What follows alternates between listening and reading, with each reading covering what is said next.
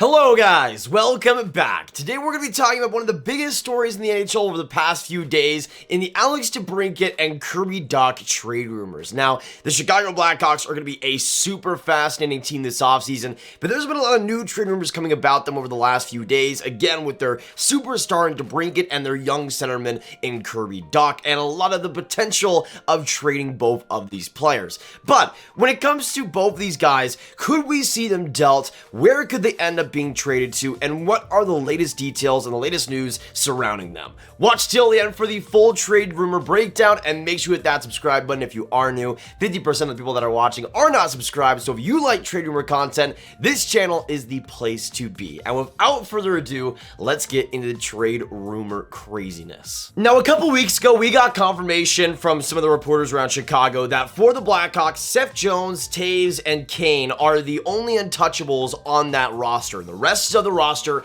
has the potential to get dealt, has the potential to move on, and that obviously leaves a top end forward like Alex DeBrincat and also a young centerman like Kirby Dach on the board. And we started to see a lot more trade rumors circulate the past few days. First things first, with Frank Seravalli putting Alex DeBrincat first on the trade target board and first overall, just telling how good of a player this is and how likely a trade is to happen. I mean, right now with Chicago, a DeBrincat trade is pretty much inevitable, and all the reporting around it says the same thing. And there was some really juicy rumors surrounding this situation and when it really started to first come up, and Wally Matz, who had a couple of great tweets surrounding this situation, had this on a tweet from Scott Powers and Shauna Goldman of The Athletic regarding DeBrincat, Kane, and Jonathan Toews. So this is interesting. I doubt DeBrincat is with the team through next season, a league source said recently. He's either traded this summer or next trade deadline. The source also expected Kane and Jonathan Toews to be gone before the end of the 2023 season. The source thought the Blackhawks would be willing to eat half of both the players' salaries to maximize the deal. So not even just regarding Alex DeBrincat, but potentially Kane and Toews later on in that 2023 season. I don't want to jump the gun and have them included really in this video too much, but Alex DeBrincat is the big one, saying that again, there's little potential that DeBrincat will actually be with the team next year, starting in training camp, starting with everything. And considering the situation that Chicago's in and the potential retool they want to go through, if they do trade DeBrincat, there's a lot of suitors, especially in the NHL draft, inside that top 15 that would love to have a player like that and could be willing to get rid of a high-end first-round pick, which, let's be honest, is what will really take to at least get a trade and start those conversations. And then we get some even better rumors as well, detailing what we could see actually with an Alex DeBrincat trade, which teams could be involved. And from Wally Matz, he says this: according to David Pagnotta, the New Jersey Devils, LA Kings, and New York Islanders and Philadelphia Flyers have all shown interest in Alex DeBrincat up to this point.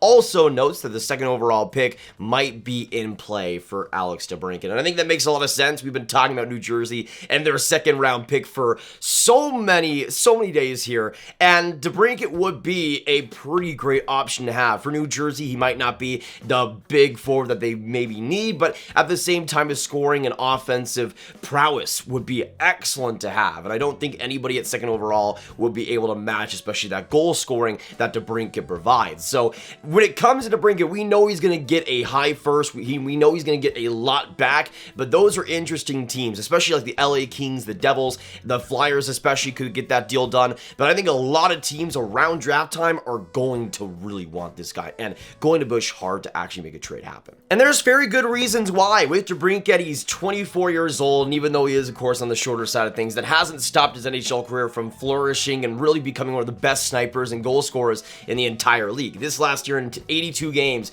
had 41 goals, 37 assists, with 78 points on that Blackhawks roster. And you see over the years just how his production has been. Last year in 2021, he was above a point per game, 32 goals, 24 assists in 52 games. Also had that great playmaking side of things. And again, even though DeBrincat might be this amazing goal scorer and one of the best in the league, he also backs it up with other results, and he's been getting better in the playmaking side really throughout his whole career. But you go back to 2019 where he scored 41 goals. There was a little bit of a dip there in 2020 where he only got 45 points and 18 goals in 70 games. But we can obviously see since then that was a little bit of an anomaly, and he's been back to his goal scoring ways since then. And I believe if he goes to a team like New Jersey, if he goes to a team like the LA LA Kings, he's going to elevate that offense, he's going to elevate that power play and make it way better in every area. He might not be a player that's completely drives the line, but he's going to be a part of it, and you just have that goal scoring and you have that shot alongside things. For New Jersey especially, to me, that's a pretty perfect fit, and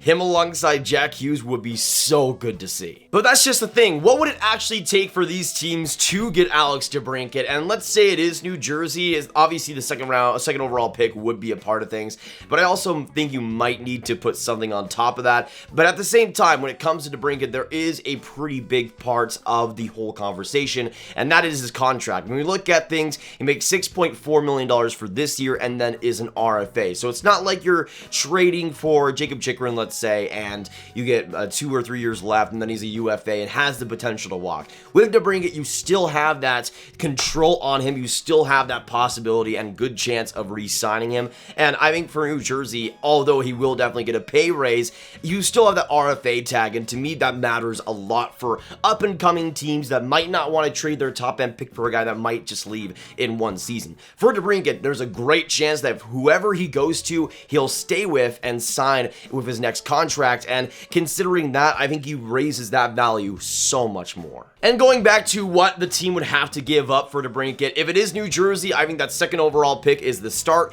and you might also have to give up another prospect on top of that. To me, one that kind of makes sense for Chicago's whole situation is Kevin Ball especially. That's a guy I think they're really going to be targeting, and even though New Jersey might not want to give up that quality of a prospect, at the same time, I think for Chicago, they also don't have to abide by anybody's rules. I think for especially a player at DeBrincat's caliber, they could probably just wait and see what other teams end up giving up. And even though the second overall pick and a player like Ball would be the perfect rebuilding start, for Chicago, there's no reason that they don't have to trade DeBrincat in this situation. They could still keep on to him if they want to maybe trade him towards the trade deadline like it mentioned, or potentially go further into the season. So even though we could see a draft trade, at the same time, I could kind of see Chicago being a little bit patient here, because this is really the biggest trade piece besides Kane and I guess Seth Jones that they could possibly ever have.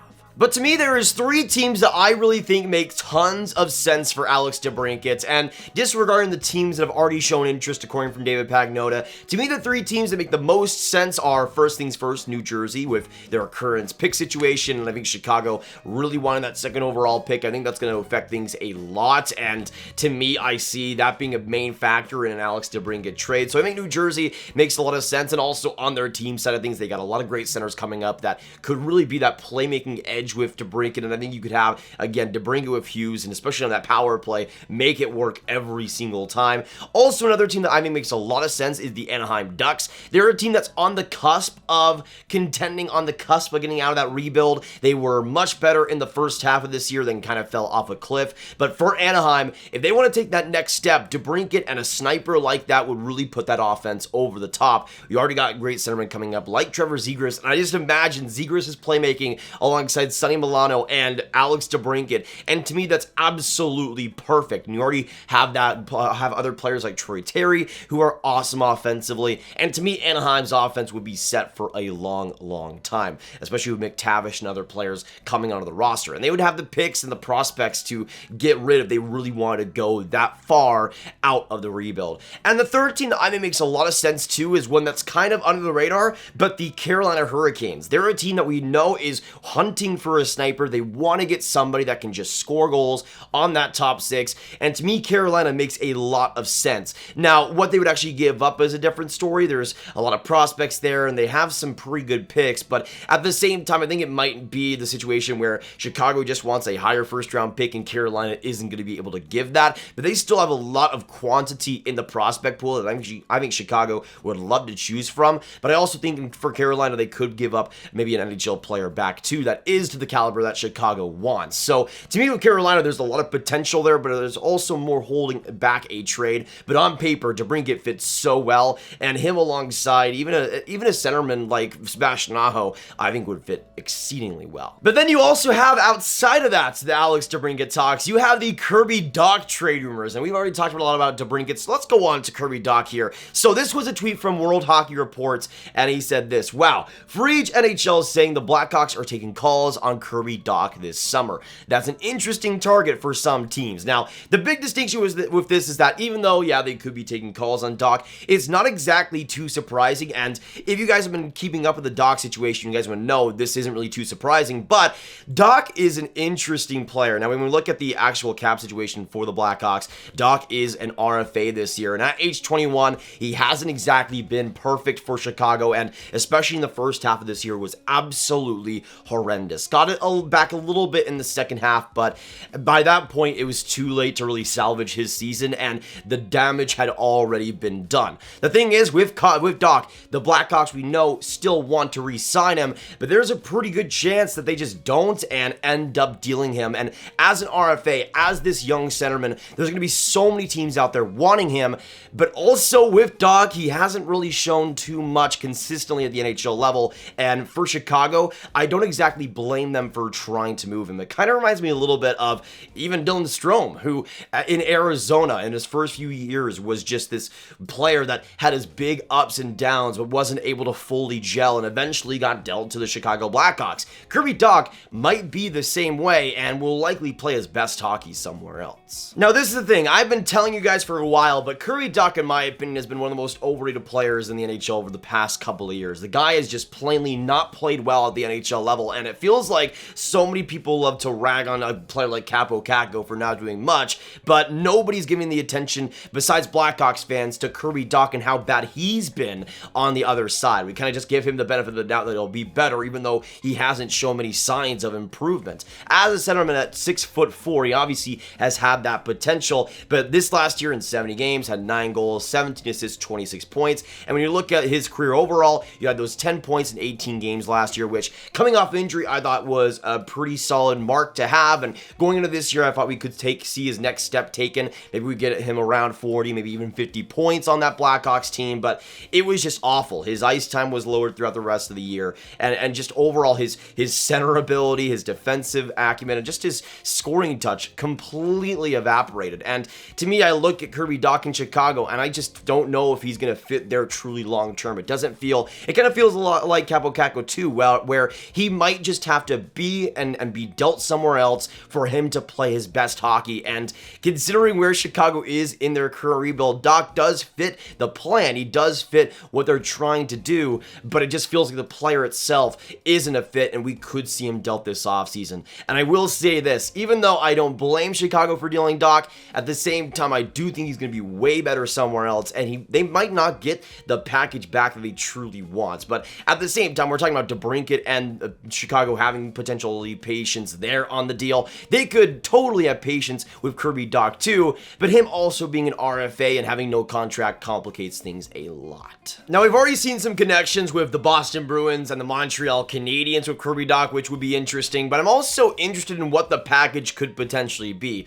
What is the offer that Chicago wants to see for a 21-year-old center who, yes, has potential and has shown potential, but hasn't really unlocked most of it and has been a super inconsistent player at the NHL level? Even though he is 21, again, it's kind of the same thing as Kaapo Kakko. At what point do you start getting into that territory where there's just not that much value left? And I feel like Dach is maybe just a couple years away from really that starting to evaporate. And for Chicago, I think the time is now. If you know that Kirby Dach is not going to fit long term, the time is now to deal him, especially with him being an RFA and not having a contract left. But at the same time, what do you even get for him? We obviously know that he has that potential and that talent, but I'm just not sure if teams are going to give up that third overall type of package for the Blackhawks. I could see maybe Dach getting dealt for a first-round pick or something, but I don't know if there's much on top of that. It'll be a really interesting deal, but I feel like maybe a first-round pick and a prospect could get it done. And even a lower first-round pick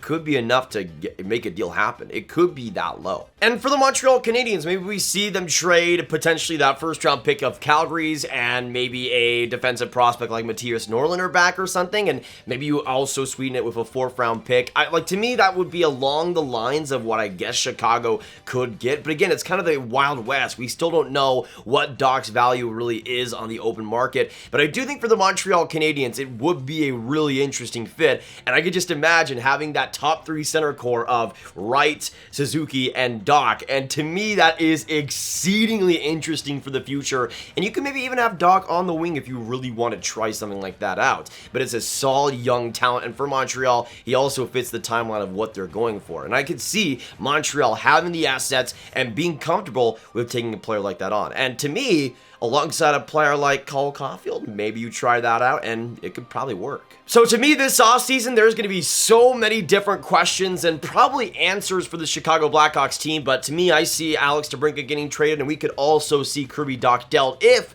they aren't able to reach some sort of agreement on a contract extension, which seems exceedingly likely as the days go by. But let me know in the comments down below what you guys think of this whole situation. Where do you see DeBrincat going? Where do you see Kirby Dach going? Do you see them being dealt? What do you see happening this offseason? Let me know all your thoughts down below. Make sure you share this video with your friends. Get it out there to any hockey fans you guys know online. Make sure you hit that like button, subscribe, and hit that notification bell if you haven't. And of course, comment down below all your thoughts. Click on this card for all my hockey trade rumor content right on playlist. My name is Nathan. Have a great day, and I'll see you in the next one. Goodbye.